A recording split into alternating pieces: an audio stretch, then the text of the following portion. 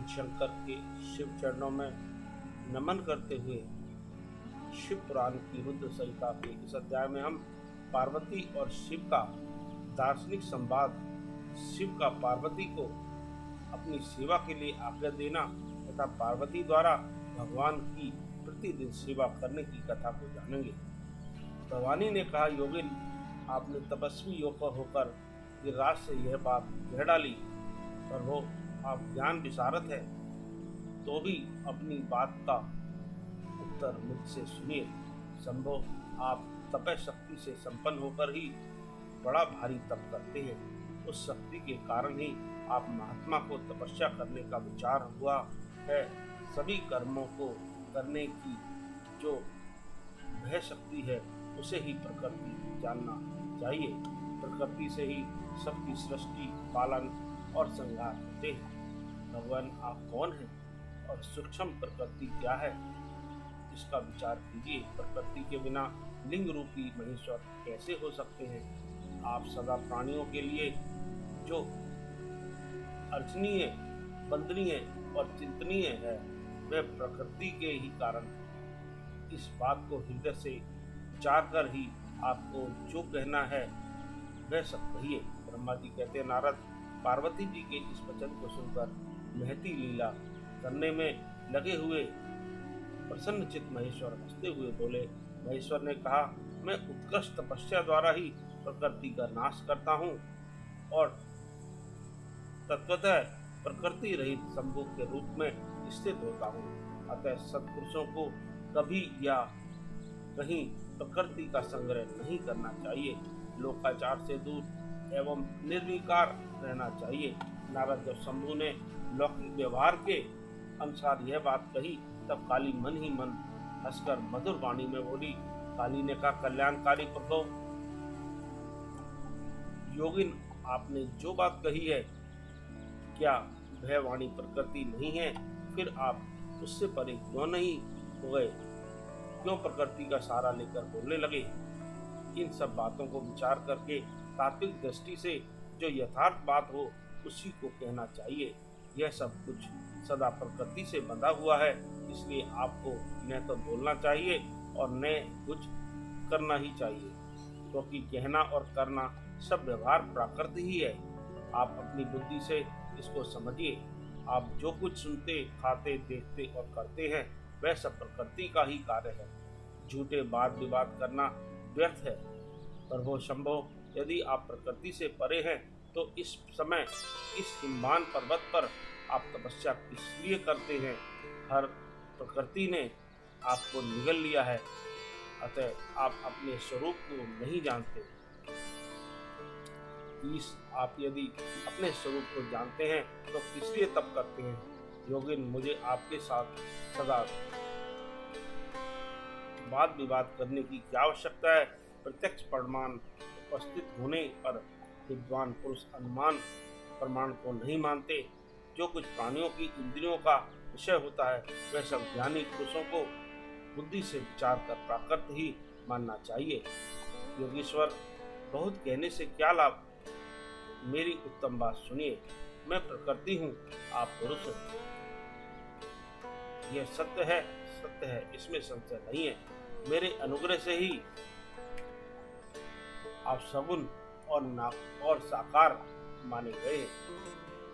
मेरे बिना तो आप निरीह हैं, कुछ भी नहीं कर सकते। आप जितेंद्रिय होने पर भी प्रकृति के अधीन हो सदा नाना प्रकार के कर्म करते रहते हैं। फिर निर्विकार कैसे है और मुझसे लिप्त कैसे नहीं? शंकर, यदि आप प्रकृति से परे हैं और यदि आपका यह कथन सत्य है तो आपको मेरे समीप रहने पर भी डरना नहीं चाहिए। ब्रह्मा जी कहते हैं, पार्वती का यह सांख्य शास्त्र के अनुसार कहा हुआ वचन सुनकर भगवान शिव वेदांत मत में स्थित हो उनसे यूं बोले। श्री शिव ने कहा, सुंदर भाषण करने वाली गिरिजे, यदि तुम साख्य मत को धारण करके ऐसी बात कहती हो तो प्रतिदिन मेरी सेवा करो, परंतु वह सेवा शास्त्र निषिद्ध नहीं होनी चाहिए। गिरिजा से ऐसा कहकर भक्तों पर अनुग्रह और उनका मनोरंजन करने वाले भगवान शिव हिमवान से बोले। शिव ने कहा, गिरिराज, मैं यही तुम्हारे अत्यंत रमणीय श्रेष्ठ शिखर की भूमि पर उत्तम तपस्या तथा अपने आनंद में परमार्थ स्वरूप का विचार करता हुआ विचरूंगा। पर्वतराज, आप मुझे यहाँ तपस्या करने की अनुमति दें। आपकी अनुज्ञा के बिना कोई तप नहीं किया जा सकता। देवादिदेव शूलधारी भगवान शिव का यह कथन सुनकर हिमवान ने उन्हें प्रणाम करके कहा, महादेव, देवता, असुर और मनुष्यों सहित संपूर्ण जगत तो आपका ही है। मैं तुच्छ होकर आपसे क्या कहूँ। ब्रह्मा जी कहते हैं, नारद, गिरिराज हिमवान के ऐसा कहने पर लोक कल्याणकारी भगवान शंकर हंस पड़े और आनंद पूर्वक उनसे बोले, अब तुम जाओ। शंकर की आज्ञा पाकर हिमवान अपने घर लौट गए। वे गिरिजा के साथ प्रतिदिन उनके दर्शन के लिए आते थे। काली अपने पिता के बिना भी दोनों सखियों के साथ नित्य शंकर जी के पास जाती और भक्ति पूर्वक उनकी सेवा में लगी रहती। नंदीश्वर आदि कोई भी गण उन्हें रोकता नहीं था। सात महेश्वर के आदेश से ही ऐसा होता था। प्रत्येक गण पवित्रता पूर्वक रहकर उनकी आज्ञा का पालन करता था। जो विचार करने से परस्पर अभिन्न सिद्ध होते हैं, उन्हीं शिवा और शिव ने साख्य और वेदांत मत में स्थित हो जो कल्याणदायक संवाद किया, वह सर्वदा सुख देने वाला है। वह संवाद मैंने यहाँ यह सुनाया। इंद्रियातीत भगवान शंकर ने गिरिराज के कहने से उनका गौरव मानकर उनकी पुत्री को अपने पास रहकर सेवा करने के लिए स्वीकार कर लिया। काली अपनी दो सखियों के साथ चंद्रशेखर महादेव जी की सेवा के लिए प्रतिदिन आती जाती रहती थी। वे भगवान शंकर के चरण धोकर उस चरणामृत का पान करती थी। आग से तपाकर शुद्ध किए हुए वस्त्र से अथवा गर्म जल से धोए हुए वस्त्र के द्वारा उनके शरीर का मार्जन करती, उसे मलती पहुँचती थी। फिर 16 उपचारों से विधिवत हर की पूजा करके बारंबार उनके चरणों में प्रणाम करने के पश्चात प्रतिदिन पिता के घर लौट जाती रही। मुनि श्रेष्ठ, इस प्रकार ध्यान परायण शंकर की सेवा में लगी हुई शिवा का महान समय व्यतीत हो गया तो भी वे अपनी इंद्रियों को संयम में रखकर पूर्ववत उनकी सेवा करती रहीं। महादेव जी ने जब फिर उन्हें अपनी सेवा में नित्य तत्पर देखा, तब वे दया से द्रवित हो गए और उस प्रकार विचार करने लगे, यह काली जब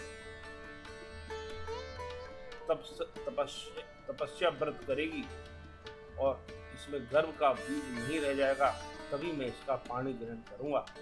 ऐसा विचार करके महालीला करने वाले महायोगीश्वर भगवान भूतनाथ तत्काल ध्यान में स्थित हो गए। उन्हें परमात्मा शिव जब ध्यान में लग गए, तब उनके हृदय में दूसरी कोई चिंता नहीं रह गई। काली प्रतिदिन महात्मा शिव के रूप का निरंतर चिंतन करती हुई उत्तम भक्ति भाव से उनकी सेवा में लगी रही।